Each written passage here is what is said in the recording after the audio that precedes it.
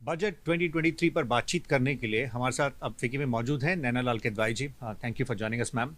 Ma'am, इस budget को आप किस तरह से देखते हैं? इनफैक्ट हम देख रहे हैं जब ग्लोबल हेडविंड्स एक तरफ थे और इंडियन इकोनॉमी की जिस तरह की परफॉर्मेंस है, उस बैकड्रॉप में जिस तरह से ग्रोथ मोमेंटम को एक पुश करने का प्रयास किया गया बजट से, how are you viewing this budget ma'am?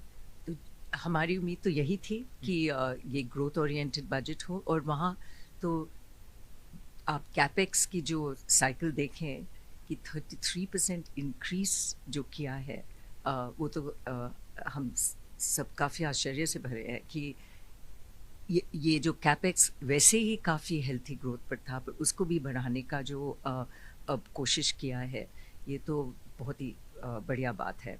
और वहाँ तक कि स्टेट लेवल जो ज़ीरो इंटरेस्ट लोन्स प्रोवाइड करने की जो उम्मीद अब है, वो जो डायरेक्शन गवर्नमेंट ने इस्टेब्लिश किया है, वो भी बिल्कुल ठीक है। और इतना तक कि कोई प्रोग्राम्स के भी मेंशन किए हैं कि जो पैसे वहाँ जाएंगे म्यूनसिपैलिटीज़ की तरफ जाएं, जहाँ तक कि म्यूनसिपैलिटी म्यूनसिपल बॉन्ड्स दे सके, अर्बन इंफ्रास्ट्रक्चर पर फोकस करें। ये डायरेक्शन ऑफ लोन्स का भी बहुत फ़ायदा हमें आ सकता है, क्योंकि पिछले साल जो ये था तो हम देख रहे हैं कि काफ़ी स्टेट्स ने उनका पूरा बैलेंस इस्तेमाल भी नहीं किया है। अब उनको थोड़ा पुश करना है कि किस प्रोग्राम्स में ये फंड्स यूटिलाइज हों। राइट मैम, हमने ये भी देखा जो एमएसएमईज हैं उनको लेकर भी काफ़ी अनाउंसमेंट्स की गई हैं। इनफैक्ट जो क्रेडिट गारंटी स्कीम है उसमें 9,000 करोड़ इनफैक्ट कॉपस में ऐड किए गए हैं एंड 2 लाख करोड़ के लोन्स की बात हो रही है with lower rate of interest. MSMEs काफ़ी क्रूशल रेट प्ले करते हैं इकोनॉमी में। आप इसको किस तरह से देख रहे हैं? उनके लिए कितना सपोर्टिव रहेगा? तो जो क्रेडिट गारंटी स्कीम है, वो उसका ये बेनिफिट है कि वो रिस्क लोन से घटा देता है, और घटाने में एमएसएमई को फ़ायदा आएगा कि एक तो लोन मिले और दूसरे लोन की इंटरेस्ट रेट भी जो लोअर रिस्क जो है उसको रिफ्लेक्ट करे।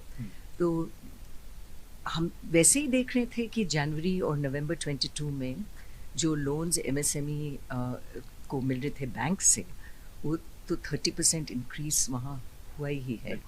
अब ये जो सपोर्ट कंटिन्यू कर रहे हैं, ये तो बहुत ही ज़रूरी है, क्योंकि जब तक हमारी एमएसएमई पूरी तरह वापस नहीं आए, जो भी ग्रोथ हम मैन्युफैक्चरिंग ग्रोथ की बात कर रहे हैं, वो हम बिल्कुल अचीव नहीं कर पाएंगे। तो ये फोकस तो बहुत ही ठीक भी है, और जो प्रोग्राम ये क्रेडिट गारंटी स्कीम का जो ले जा रहे हैं, ये भी बिल्कुल ठीक तरह का प्रोग्राम है जहाँ से एमएसएमई को फ़ायदा हो। सस्टेनेबिलिटी पर, ग्रीन मैन्युफैक्चरिंग पर जिस तरह से फोकस किया जा रहा है, जो कि नीड ऑफ द आर भी है, उसमें किस तरह का आप आगे रोड मैप देख रहे हैं? ये जिस जो हमारा जो काम है सैनिटेशन और वाटर में, ये हमारी इंडिया सैनिटेशन कोalition की जो चेयर में हूँ, हमने तो ये ज़रूर देखा है कि जो स्वच्छ भारत मिशन की तरफ से जो गवर्नमेंट ने अचीव किया है, बिल्कुल वर्ल्ड क्लास है। बिहेवियर चेंज में हो या implementation of toilets, now treatment of Suez etcetera. इसी जोश से हमें दूसरे प्रोग्राम्स की इम्प्लीमेंटेशन देखना है।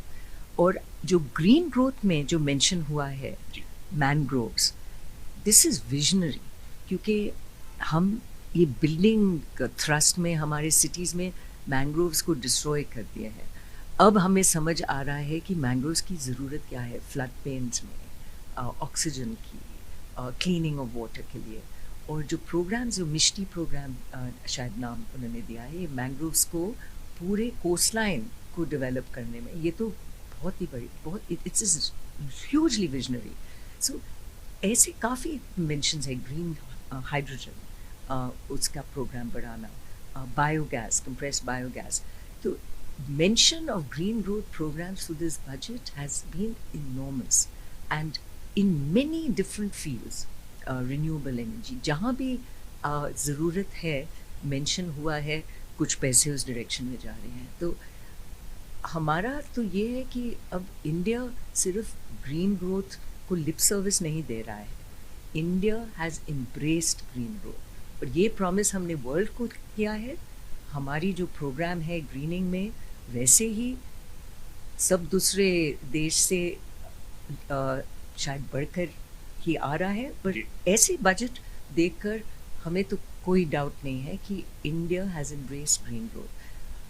कुछ क्रिटिसिज्म तो आता ही रहेगा कि हम इसमें ज़्यादा और करना चाहिए, नहीं करना चाहिए, पर जो विजन हम देख रहे हैं हमारे लिए, अपने देश के लिए, ये तो बिल्कुल it's pathway. Right, ma'am. Overall capital expenditure हो, इकोनॉमी को पुश हो डिस्पाइट ग्लोबल हेडविंड्स, एमएसएमईज को सपोर्ट हो, और इनफैक्ट ये जो 24 के इलेक्शन से पहले का ये लास्ट फुल बजट था, डायरेक्ट टैक्स फ्रंट पर भी काफ़ी राहत दी गई है। सो ओवरऑल उसको भी आप कैसे देखते हैं? देखिए 35,000 crores revenues government is giving up to help the middle class through rationalization of the tax structure, has even brought the surcharge, which was a promise earlier, so I'm glad it's been fulfilled, on the highest tax brackets now. All this is very positive.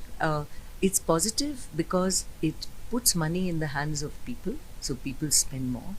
जो demand generate होगा उससे तो उसी से supply generate होता है, growth आता है. सो the desire to put money in the hands of people, recognizing that we've had a high inflation environment also, want people to spend, is very, very positive. Right. So yes, on direct taxes, some rationalization of import duties has also happened, which is good, because my fear was that as import tariffs went up, cost of production went up, exports competitiveness went down. So it is important that we rationalize import duties, recognizing that we need supply of small, big capital expenditure and capital equipment, all kinds of things in order to manufacture in India. Right. So that recognition is there, and I think some of that rationalization is evident in this budget as well. Right. Thank Yeah. you very much for joining us.